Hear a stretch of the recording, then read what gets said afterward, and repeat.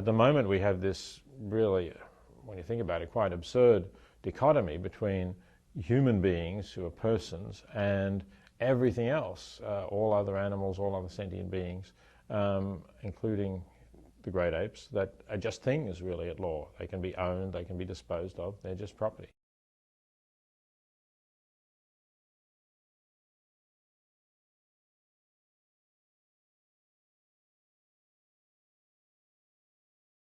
The difference between property and personhood is basically this. If you're property, you don't have any legal rights at all. You're essentially invisible to the civil law system. If you're a person, you have at least one legal right that the legal system recognizes in some way. Anti-cruelty laws don't work. Anti-cruelty laws are generally laws which say you can't inflict unnecessary or unjustifiable suffering and you have to treat animals humanely. So the question becomes now, how are courts to determine what necessary suffering is? Generally what happens is you're talking about a conflict between a property owner and a piece of property. And you say, well, we've got to balance the interests of these two entities. That's a rather bizarre thing to even think about conceptually. Sometimes people think that when I talk about getting basic legal rights for non-human animals, I'm talking about giving non-human animals human rights. But I'm really not. I'm just talking about giving basic rights to them the way we've given basic rights to humans. We own them, we can buy them and sell them. You can make them be your research tools, or you can make them amuse the patrons at a circus or a roadside zoo. Certainly, legally we can lock them up in pretty horrific conditions. And indeed, legally, there's nothing to stop you killing them either if you don't want to keep them anymore. I think that that's something that we need to change. The US is the only country in the world that still does substantial amounts of research with chimpanzees. It has been banned or at least severely restricted in many, many countries around the world. We are led to believe if it's not for research involving chimpanzees, then your child is in danger of dying of all these terrible diseases. But the data is not there to support these claims.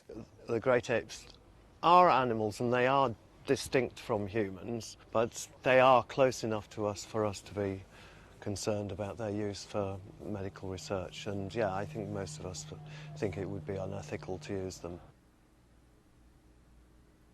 What the Fish and Wildlife Service did is it issued a special regulation that said we are going to designate chimpanzees in the wild as endangered, but we're going to keep captive chimpanzees listed as threatened, subject to this special rule, the special rule being none of the protections of the statute apply.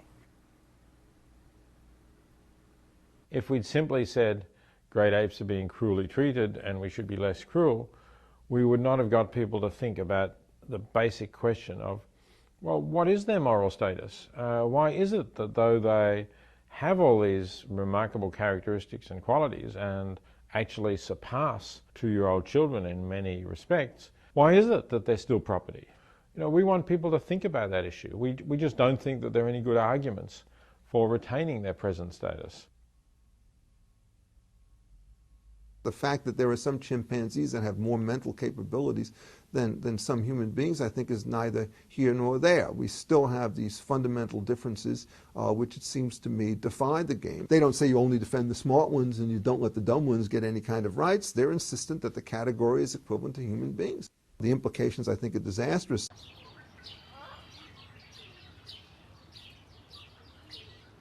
There's a great benefit in the public being able to see exotic animals up close. You can read about endangered species, loss of habitat, but it's all abstract. But when you can get within inches through glass of a wonderful animal like a chimpanzee, then it brings home what the message is. There is a real obvious difference between humans and animals. And whilst that doesn't mean we should treat animals badly, it means that humans are more important. For a long time, there has been a line drawn between human beings and every other species on the planet.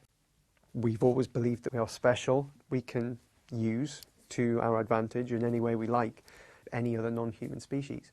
The problem comes with where do you then draw the line? Even though there will be arguments about where that line is eventually drawn, we have to draw it somewhere else.